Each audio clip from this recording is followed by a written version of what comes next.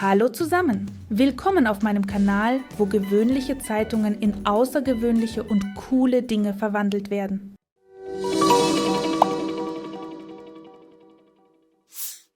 Heute zeige ich euch eine neue Variante des Flechtens eines quadratischen Bodens für Körbe. Wir probieren die Köper-Flechttechnik mit Zeitungsröhrchen aus. Das ist mein erster Versuch, einen Korb in dieser Technik zu flechten. Deshalb teile ich mit euch nicht nur den praktischen Teil, sondern auch meine Gedanken darüber, wie ich dieses Experiment weiterentwickeln kann. Macht mit, es wird spannend. Wie immer beginnt jedes Projekt mit der Vorbereitung des Hauptmaterials, dem Erstellen der Zeitungsröhrchen. Nachdem ich die Werbezeitung in gleichmäßige Streifen von 13 cm Breite und 45 cm Länge geschnitten habe, beginne ich damit, die Papierstreifen zu Röhrchen zu drehen. Um gleichmäßige Zeitungsröhrchen im Durchmesser zu erhalten, wickelt man die Papierstreifen am besten auf eine dünne und stabile Stange, zum Beispiel eine Stricknadel. In meinem Fall habe ich eine Stricknadel mit einem Durchmesser von 1,5 mm verwendet. Falls ihr euch mit den Feinheiten des Drehens perfekter Zeitungsröhrchen nicht auskennt, lade ich euch ein, mein ausführliches Tutorial dazu anzuschauen. Alle nützlichen Links findet ihr in der Beschreibung dieses Videos. Hier also die technischen Daten meiner Zeitungsröhrchen. Die Breite des Papierstreifens beträgt 13 cm, die Länge 45 cm, gewickelt auf eine Stricknadel von 1,5 mm. Und die Zeitungsröhrchen haben einen Außendurchmesser von nur 5 mm. Als nächstes kommen wir zur Färbung und Bearbeitung der Zeitungsröhrchen. Für dieses Projekt habe ich die Farbe Schwarz gewählt. Regelmäßige Zuschauer meines Kanals wissen, dass es gar nicht so einfach ist, einen echten schwarzen Farbton zu erzielen.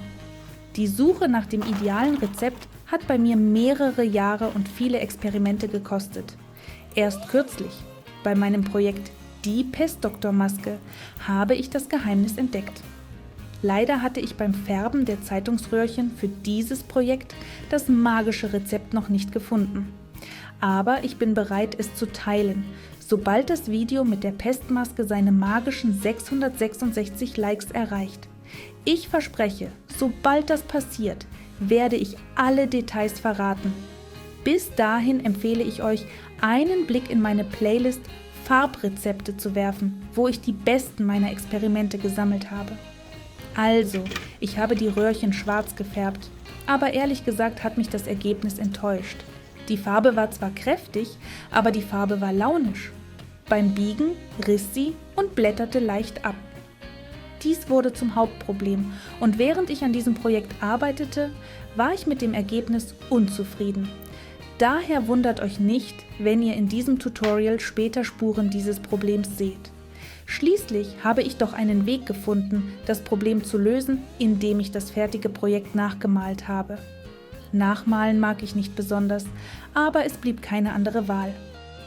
Nach dem Färben müssen die Zeitungsröhrchen zum Flechten vorbereitet werden.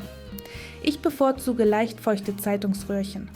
Leicht feuchte Röhrchen werden biegsamer und mit ihnen lassen sich verschiedene Muster und Produkte leichter flechten. Das erreicht man auf verschiedene Weise. Entweder man trocknet die Röhrchen nach dem Färben nicht ganz durch oder befeuchtet sie nachträglich wieder leicht. Sobald sie fertig sind, kann man mit dem Flechten beginnen. Kommen wir nun zum spannendsten Teil, dem Flechten des quadratischen Bodens. Ich persönlich bevorzuge es, eine Form zu verwenden, da dies hilft, die Gleichmäßigkeit der Wände und die allgemeine Symmetrie des Korbes zu erhalten. Zuerst markiere ich die Ränder des Bodens auf der vorbereiteten Form. Dann beginne ich damit, die vertikalen Ständer entlang der Breite dieses Rahmens zu platzieren. In meinem Fall gibt es jedoch eine kleine Besonderheit. Ich habe die Maße des Korbes auf 30 cm in Breite, Höhe und Länge geplant, während meine Zeitungsröhrchen eine Länge von 45 cm haben. Deshalb sind die Spitzen, die über die Ränder des Bodens hinausragen, relativ kurz. Später werden diese hervorstehenden Spitzen nach oben gerichtet und bilden die vertikalen Ständer für die Seitenwände des Korbes. Damit es mir leichter fällt, sie anzuheben und mit dem Flechten der Seitenwände fortzufahren, verlängere ich alle Ständer im Voraus. So werden die Spitzen länger und handlicher. Das Verlängern der Zeitungsröhrchen ist der häufigste Schritt während des Flechtens und erfolgt ziemlich einfach.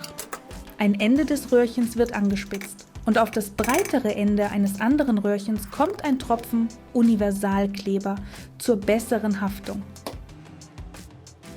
Dann wird das dünne Ende vollständig in das breite Ende eingeführt.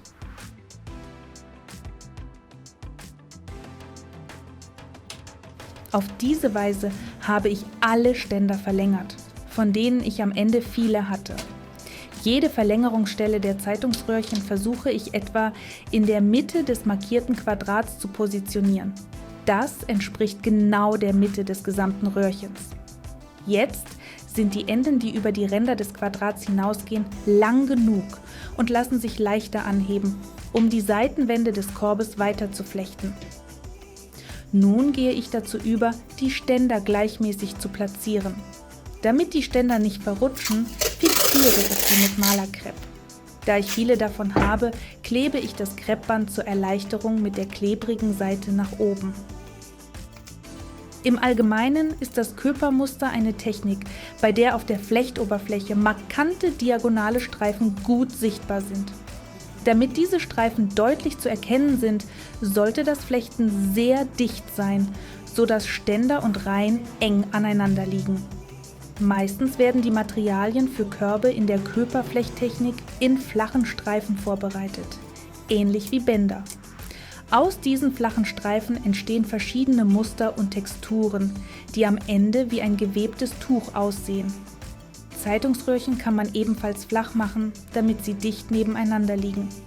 Dafür sollten sie innen hohl sein, also mit großem Hohlraum. Eine Möglichkeit, dies zu erreichen, ist es, die Zeitungsröhrchen auf eine dickere Stricknadel zu drehen und schmalere Papierstreifen zu verwenden. Nimmt man beispielsweise Papierstreifen mit einer Breite von 7 cm und eine Stricknadel mit einem Durchmesser von 2,5 mm, lässt sich das Röhrchen wesentlich leichter flach drücken. Es wird flacher und ähnelt einem Band. Ehrlich gesagt war ich jedoch zu faul, für dieses Projekt solche hohlen Zeitungsröhrchen herzustellen und habe beschlossen, die Köperflechttechnik mit den Zeitungsröhrchen auszuprobieren, die ich bereits habe. Solche Zeitungsröhrchen sind jedoch schwer flach zu drücken. Deshalb habe ich mich entschieden, einen deutlichen Abstand zwischen den Ständern zu lassen, was für die Köperflechttechnik untypisch ist, und zu sehen, was dabei herauskommt. Orientiert an der Markierung meiner Arbeitsmatte platziere ich die Mitte der Ständer in der Mitte jedes Zentimeters. Letztendlich wurde das Gewebe des quadratischen Bodens dadurch sehr luftig. Ein interessanter Effekt wird sichtbar, wenn man den vollständig geflochtenen Boden leicht dreht. Die diagonalen Streifen werden dann deutlich sichtbar. Ich denke, das hat einen gewissen Charme. Nachdem alle Ständer ausgerichtet sind, fixiere ich sie erneut mit Malerkrepp, damit sie sicher in Position bleiben. So sehen meine Ständer im vollständigen Bild aus. Die Enden ragen über die markierten Ränder des Quadrats hinaus. Bevor ich mit dem Flechten der Reihen beginne, teile ich einen kleinen Tipp mit euch. Der Abstand von etwas weniger als oder etwa 1 Zentimeter zwischen den Ständern ergibt ein ziemlich dichtes Geflecht für diese runden und elastischen Röhrchen. Deshalb drücke ich die Zeitungsröhrchen so flach wie möglich. Am einfachsten geht das mit einem Nudelholz, indem man die Röhrchen wie Teig ausrollt. So werden sie schnell und gleichmäßig flacher. Und ja, ich habe kein Nudelholz, also benutze ich, was ich zur Hand habe. Die Zeitungsröhrchen, mit denen ich die Reihen flechten werde, sind ebenfalls verlängert und haben die gleiche Länge wie die Ständer. Auch diese drücke ich flach, damit sie flacher werden. Endlich beginne ich mit dem Flechten der Reihen. Das Muster selbst ist unglaublich einfach.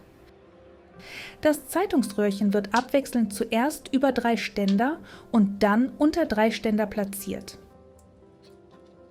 Indem man das Röhrchen auf diese Weise abwechselnd anordnet, flechtet man bis zum Ende der Reihe.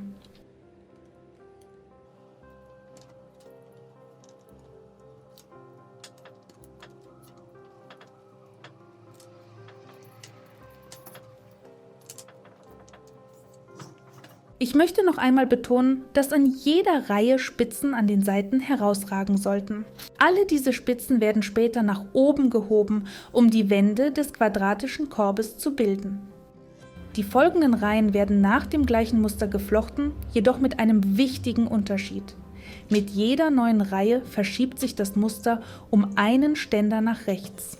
Das bedeutet, wenn das Röhrchen in der ersten Reihe über dem ersten, zweiten und dritten Ständer liegt, dann lege ich es in der zweiten Reihe über den zweiten, dritten und vierten Ständer. Auf diese Weise verschiebe ich das Muster einfach um einen Ständer nach rechts und setze das Flechten bis zum Ende der Reihe fort.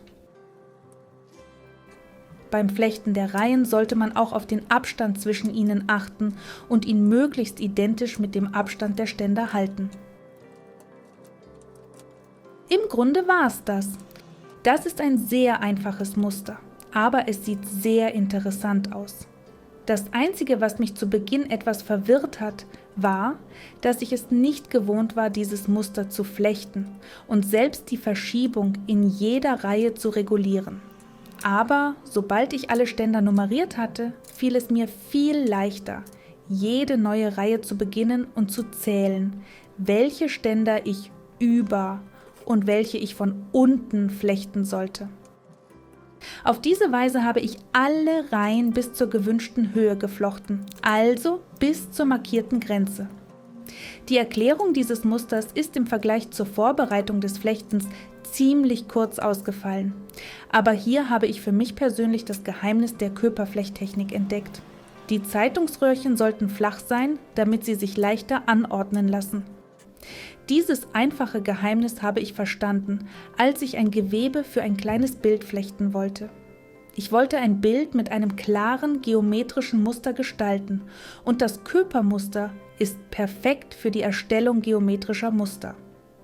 Während ich das Gewebe für das Bild flocht, wurde mir klar, dass die Köperflechttechnik am besten mit hohlen Zeitungsröhrchen funktioniert, die sich leicht zu flachen Röhrchen drücken lassen. Mit runden, dichten und elastischen Röhrchen gelang es mir nicht, sie dicht aneinander zu legen. Am Anfang war ich sogar enttäuscht. Doch als ich das Gewebe für das Bild vollständig fertiggestellt hatte, änderte ich meine Meinung komplett. Der Abstand zwischen den Ständern und den Reihen machte das Gewebe luftig. Das Muster wirkt je nach Blickwinkel unterschiedlich. Genau das inspirierte mich dazu, einen solchen luftigen Korb in der Köperflechttechnik zu gestalten. Und ehrlich gesagt habe ich diesen Boden vor ein paar Monaten in einem Rutsch geflochten. Aber für die Wände habe ich bisher noch keine Zeit gefunden. Denn mir kam die Idee, ein geometrisches Muster auf die Wände des Korbes zu flechten. Und da bin ich wirklich hängen geblieben, weil es so viele verschiedene geometrische Muster gibt. Ich habe lange überlegt, welches geometrische Muster am besten in diese luftige Textur passt. Aber ich glaube, ich greife etwas vor. Sobald ich die erforderliche Anzahl von Reihen geflochten und die gewünschte Höhe erreicht habe, platziere ich diesen geflochtenen Boden auf der vorbereiteten quadratischen Form. Dann stelle ich die Ständer aufrecht und fixiere sie mit einem Band, damit sie in vertikaler Position trocknen und die gewünschte Form behalten. Und das war's, der quadratische geflochtene Boden ist fertig. Der nächste Schritt ist das Flechten der Wände des Korbes, aber darüber erzähle ich vielleicht in einem anderen Video. Wenn ihr unter diesem Video aktiv seid, werde ich gerne weitermachen und ein Tutorial zum Flechten der Wände dieses ungewöhnlich luftigen Korbes machen. Also lasst Likes da und schreibt in die Kommentare, denn so merke ich, dass es euch interessiert. Alles Gute, meine Lieben. Ich wünsche euch viel Kreativität und Erfolg. Bis zum nächsten Video. Tschüss.